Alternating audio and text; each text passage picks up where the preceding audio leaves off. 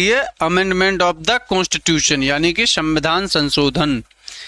अब ये जो आपका भारतीय संविधान है इसमें संशोधन कैसे होता है और उस संशोधन का प्रभाव क्या रहता है ये आप 5वीं यूनिट में पढ़ने वाले हो, ठीक है।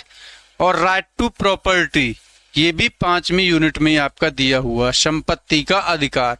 आपको पता है कि संपत्ति का अधिकार यानी कि पहले आपका ये जो संपत्ति का अधिकार था ये आपका मौलिक अधिकार था, ठीक है, लेकिन अब इसे लीगल राइट बना दिया यानी कि विधिक अधिकार बना दिया।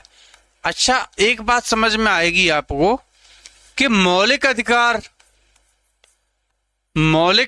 और विधिक अधिकार क्या होते हैं। आप मुझसे पूछ सकते हो सर ये बताइए पहले मौलिक अधिकार और विधिक अधिकार। मौलिक अधिकार जो है ना, मौलिक अधिकारों का वायलेशन होते ही यानी अगर मौलिक अधिकारों का उल्लंघन होता है, इनका हनन होता है तो आप डायरेक्ट सुप्रीम कोर्ट जा सकते हो, डायरेक्ट हाई कोर्ट जा सकते हो। सुप्रीम कोर्ट जाएंगे सेक्शन 32 के तहत, हाई कोर्ट जाएंगे 226 आर्टिकल के तहत, ठीक है। ये आर्टिकल है आर्टिकल 32 और आर्टिकल 226 के तहत। तो मेरे प्यारे साथियों, जब इसको विधिक अधिकार बना दिया तो आप डायरेक्ट संपत्ति अगर किसी की छीनी जाती है तो आप डायरेक्ट सुप्रीम कोर्ट नहीं जा सकते, क्योंकि ये जो 44वें संविधान संशोधन द्वारा इसको विधिक अधिकार बनाया गया।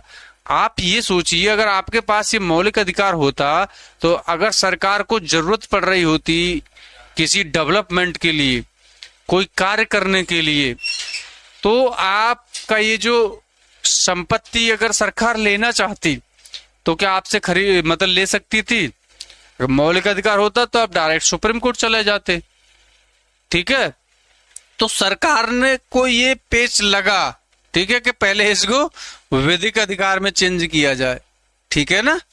तो सरकार ने इसको फिर विधिक अधिकार बनाया, ठीक है, 44वें संविधान संशोधन द्वारा। और अब इसे आप विधिक अधिकार में डायरेक्ट सुप्रीम कोर्ट में नहीं जा सकते, ठीक है। लेकिन 226 में हाई कोर्ट लीगल राइट प्रदान करता है। लीगल राइट हाई कोर्ट में आप लीगल राइट के थ्रू भी जा सकते हो, ठीक है। अब ये हमने 5 यूनिट आज ओवरव्यू देखी, इसमें इतना पढ़ना है आपको।